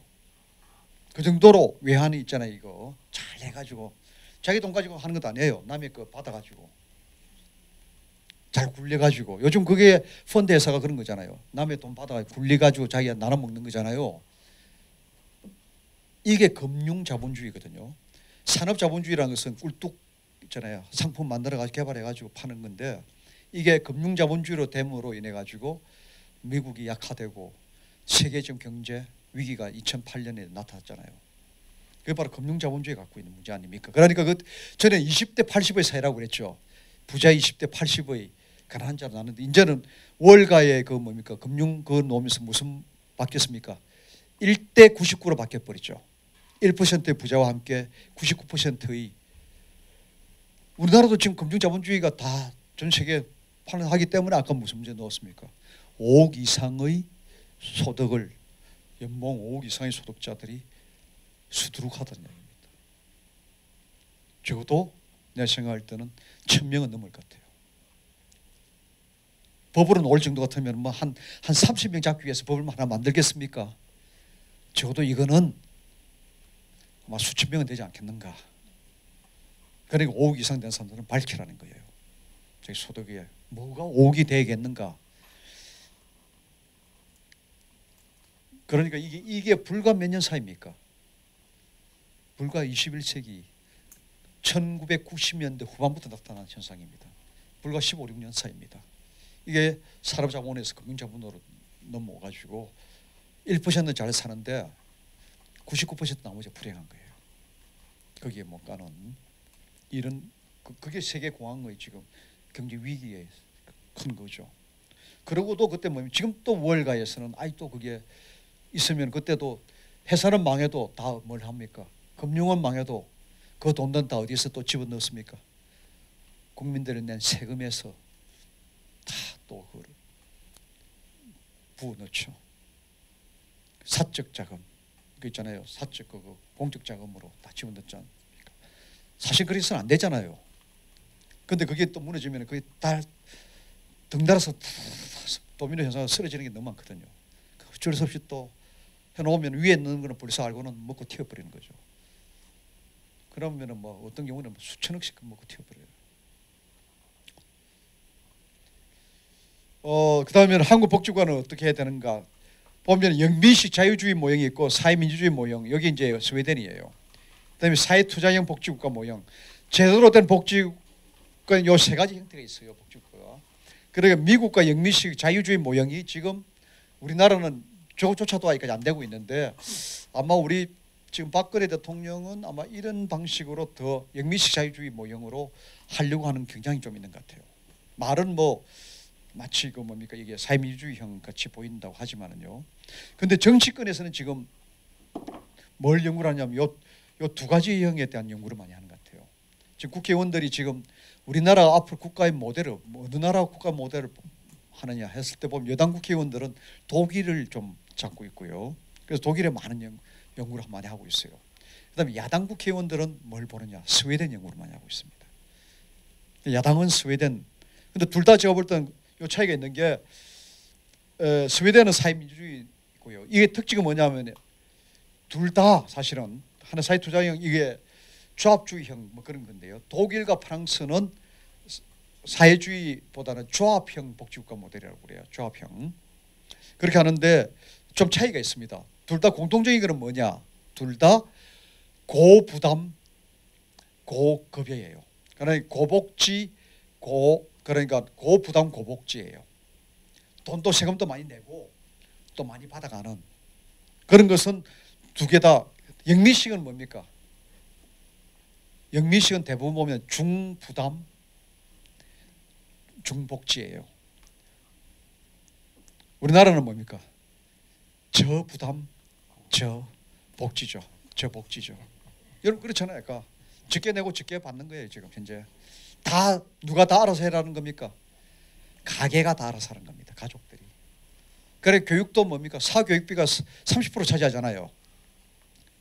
이런 게 있어서는 안 됩니다. 사실은 사교육. 유럽식 공교육으로 강화돼야죠. 근데 이게 이제 뭐 엄마들의 욕심이다. 그것도 맞지만은요. 국가 전체적인 체제를 그렇게 갖춰가야 되는 거죠. 그거는 제가 볼 때는 뭐 교육열이 과다한 교육열이 그 원인도 물론 있겠지만 이제는 그게 아니라는 걸 많이 느끼잖아요. 벌써 한 이명박 정부 때부터 최고로 우리나라가 말이죠. 세계에서 두 번째로 우리가 고등학교에서 대학 진학률이 82%까지 올라갔거든요. 지금은 몇 퍼센트 떨어지는 줄 아십니까? 지금은 거의 한 8, 9% 떨어졌습니다. 지금은 한 72, 3%밖에 안 됩니다. 순수하게 많이 떨어졌어요. 그 말은 이제 뭐 고등학교도 대안학교도 생기고 뭐 이렇게 해서 그러는지 여하튼간에 대학교에 오는 숫자가 확 줄어들었습니다. 그래가지고 근데도 아직도 뭐 80% 넘는 걸로 체크하고 있는데 그렇지 않아요. 지난 정부 때부터 많이 줄어들었습니다. 대학 진학률이. 근데 이제 구라파 같은 나라들 있잖아요. 유럽에 대학 진학률이 얼마인 줄 압니까? 55%입니다. 55%. 조금 많은 나라가 60%를 넘지를 않아요. 근데 우리나라, 일본이 지금 한 70% 정도 되고요. 우리나라는 70% 넘은 것만 하더라도 전 세계적으로 보면 몇 나라 안 됩니다. 사실은. 우리나라는 너무 교육률이 과잉이고 거기에 따라서 그럼 그 무엇이 보답을 받느냐? 돌아오는 것은 뭡니까? 청년 실업이죠. 스펙 많이 쌓아봐야 학원만 좋은 일 시키고 있죠. 그게 무슨 도움이 돼요? 머리 발상 아이디어가 있어야죠. 스펙 쌓는다고 되는 게 아니에요. 그거는 뭐냐? 그 업무에 좀 더 많이 있어야 됩니다. 아까 제가 일본 그 노벨 화학상 받은 사람들처럼 옆에서 보면서 배우는 게 그래서 저는 학력에 대한 임금 비율보다도 아까 뭐라고 얘기했습니까? 경력에 대한 직업력에 대한 그것이 앞으로 더 소중한 시대가 올 겁니다. 그렇게 봐야 되는 거예요. 학력이 무슨? 그래서 저도 대학원 오는 사람들은 정말 교육 그 학계 쪽으로 가야 되죠. 이 사람들이 뭐예요? 뭐 판검사 되려고 말이죠. 그거는 저는 아니라고 봐요. 공부는 공부하는 대로. 좀 가난해야 또 공부가 돼요. 공부는 부자처럼 버덕버덕 놀고 언제 술 먹고 언제 골프 치고 언제 공부하겠어요. 그거. 공부랑 좀 가난해야 또 근데 별로 신경이 없어야 하지. 돈 버는데 뛰어댕기고 부동산 뛰어댕기는 교수들이 천지예요. 그래 뭘 하겠어요. 그건 안 되는 거죠, 그죠?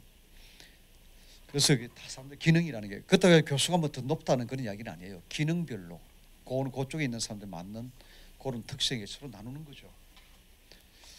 그 다음에는 그래서 전통적인 복지국가는 어떤 거냐? 이걸 보면은요 5가지 조건이 있었던 겁니다. 평화의 보장입니다. 평화가 전쟁이 일어나는 데서 절대 복지국가라고 할 수 없습니다. 두 번째는 뭐냐? 가장 고용의 안정도가 경제 수준에서 성숙 단계에 있어야 된다는 겁니다. 적어도 복지국가가 되려면은 적어도 2만 불 정도 수준을 넘었어야 됩니다. 알겠습니까? 경제적으로도 어느 정도 성숙돼 있어야 되고요. 그다음에 정치적으로는 뭡니까? 대민주주의. 민주주의가 있어야 복지국가라고 할 수 있습니다.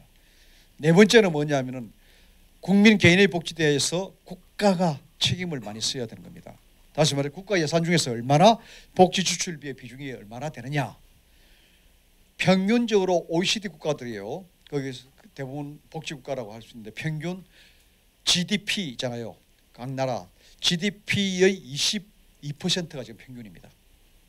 OECD 국가의 평균이 지금 34개국 중에서요 22% 쓰는데 대한민국은 얼마나 쓰겠습니까?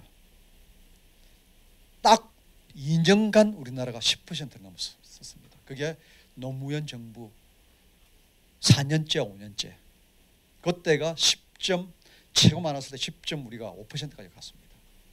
이명박 그 노무현 정부 때. 그러다가 그 뭡니까? MB 정부 뒤에 들어서 다시 지금 10% 알로 밑으로 떨어졌죠. 왜냐하면 감세를 했기 때문에 그게 되겠습니까? 예산이. 그래가지고 지금은 얼마냐? GDP의 9.6% 정도 됩니다. GDP의 9.6%. 그럼 9.6% 되면은 34개국 중에서 몇 위 정도 되느냐? 몇 위 정도 되겠습니까? 몇 위 정도 되느냐 하면은 한 31위 정도 됩니다. GDP 두 자리 숫자가 안 되는 나라가 한 서너 나라밖에 없어요. 그러니까 우리나라는 지독설은 뭐가 된다고 얘기했습니까? 아까 저부담, 저복지예요. 저는 그래서 이제 박근혜 대통령이 생각하는 거는 아까 이야기했죠. 자유주의 그걸 하는 영미식으로 하되 중부담, 중복지 정도는 올려야 되지 않느냐 하는 생각을 갖고 있는 것 같아요. 그럼 중부담을 지우려면은 정세에는 뭐가 있겠어요? 물론 아무리 아끼고 써도 지하 경제를 아무리 파내도 지하 경제 한번 파내버리면 그 다음부터는 또 더 파낼 것도 별로 없잖아요, 사실은. 그럼 5년 동안 열심히 해도 내가 볼 때는 10%더 뽑아내지는 힘들 거예요. 지난 정부 때 제가 이야기 한 7% 뽑아냈거든요. 지하 경제를 밝혔어요. 그렇지만 그게 그렇게 쉽지는 않습니다. 왜냐하면 그만큼 또 그쪽에 또 숨기는 사람들도 기술이 있거든요. 그래 해외로 좀 막 나왔지 않습니까? 페이퍼 컴퍼니 그 노조 그 뭡니까 휴지 종이 회사를 만들어 가지고 거기다 올려놓고 외국에서 막 돈을 그 한단 말이에요. 근데 그것도 이제 다 잡아내잖아요.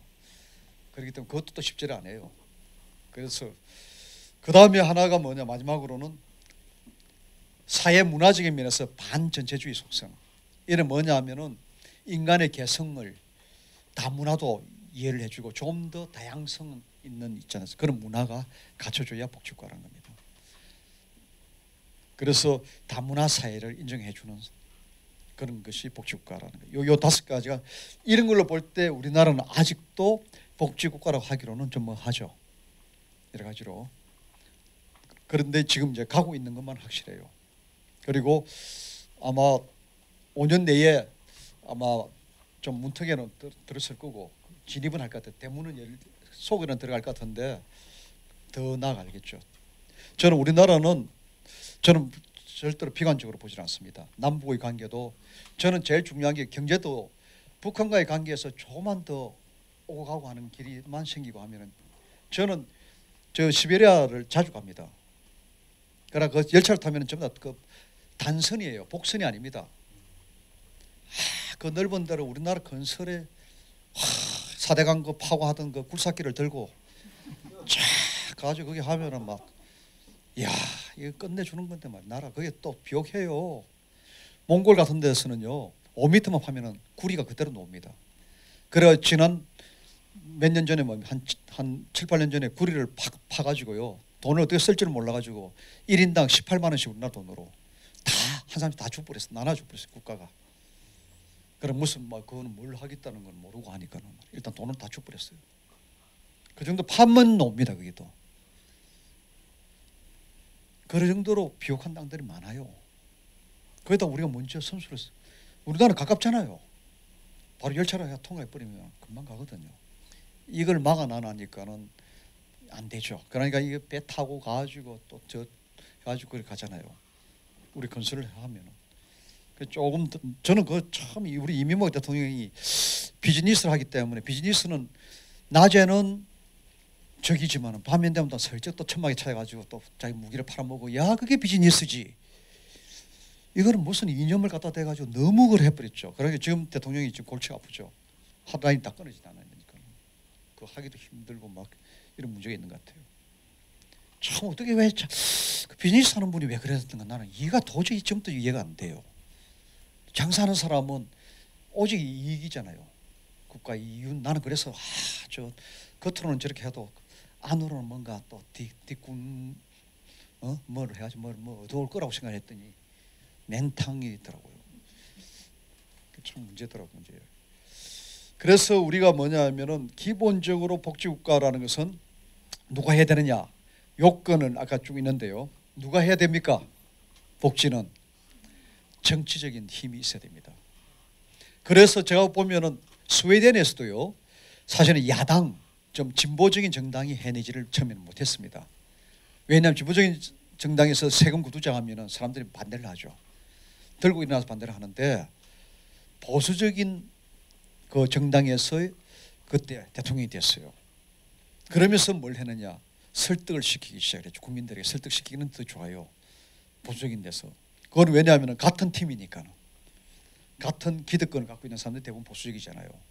그러니까는 그래가지고는 그게 1920년대 1차 세계대전 끝나고 난 뒤에 스웨덴이 인력 발달합니다. 크게 되는데 그게 바로 뭐냐? 복지 동맹을 해가지고요. 여야 노사정 힘을 합쳐가지고 그 대신에 돈이 있는 보수적인 사람들이 그런 식의 법을 만들었어요. 우리가 좀 양보를 하자. 알겠습니까? 그러면서 세금도 좀 더 내자. 그 증세를 오히려 진보적인 야당이 더 많이 이야기를 했지만 실질적인 일들은 어떻게 했느냐? 보수 정당이 정책을 잡았을 때. 그래서 지금 보면은 오히려 지금 박근혜 대통령이 복지를 하겠다고 그랬잖아요. 가장 지금 정치하기는 좋은 그겁니다. 다시 옛날로 되돌리고. 근데 지금 제가 생각할 때 아마 후반기에는 그런 이야기가 나올 거라고 봐요. 지금은 이제 지하 경제 잡는 데 좀 더 힘을 썼다가 그렇게 하기를 저는 고대를 합니다. 뭐 안 할 가능성도 있겠지만은 저는 그렇게 해야 또 우리나라가 더 나아가는 것이고요. 그래서 저는 저 시베리아만 볼 때마다 가서 볼 때마다 우리나라 희망이 있다고 봐요. 그래도 그게 좀 더 빠른 시간 내에 했으면 좋을 것 같고요.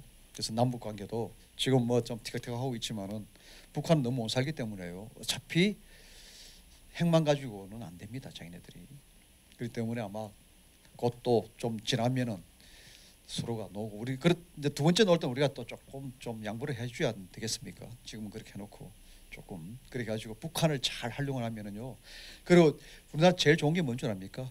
북한의 중국과 몽골과 지금 이런 사회주의 국가들도 거기서 경제가 좀 올라가지고요. 성장해가지고 인건비가 엄청 비쌉니다.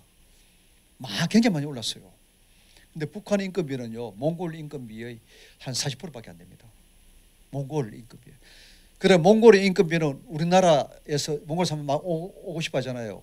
우리나라에서 받는 돈이 몽골에 지금 받는 임금이 2.5배입니다. 몽골에. 그거는 제가 너무 잘 알아요. 몽골 노동청장하고 보통 한 1년에 한 번은 만나니까요.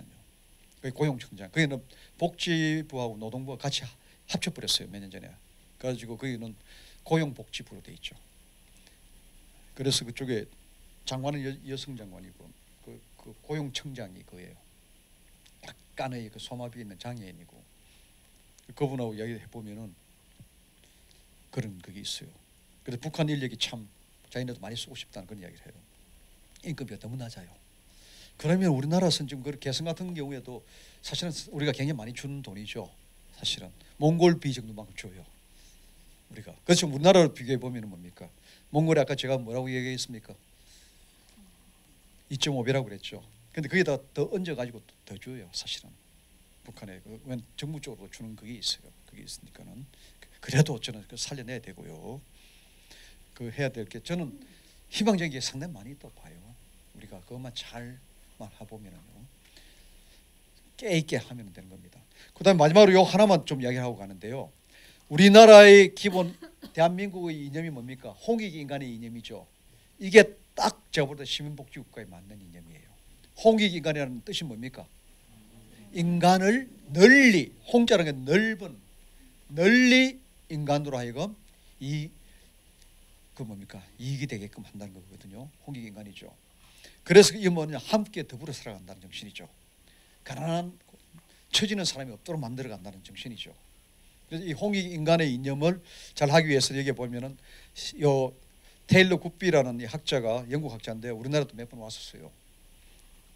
그래 가지고 일반적인 사회권은 뭐냐? 호혜, 서로가 서로를 바라보며 사는. 그 다음에는 포용, 자꾸만 그 배제하지 말고 포용하고, 그 다음에 신뢰. 이 세 가지야말로 이런 세 가지의 사회 가치가 있어야만이 우리가 국민 모두가 행복한 사회가 될 수가 있다고 이야기를 한 겁니다.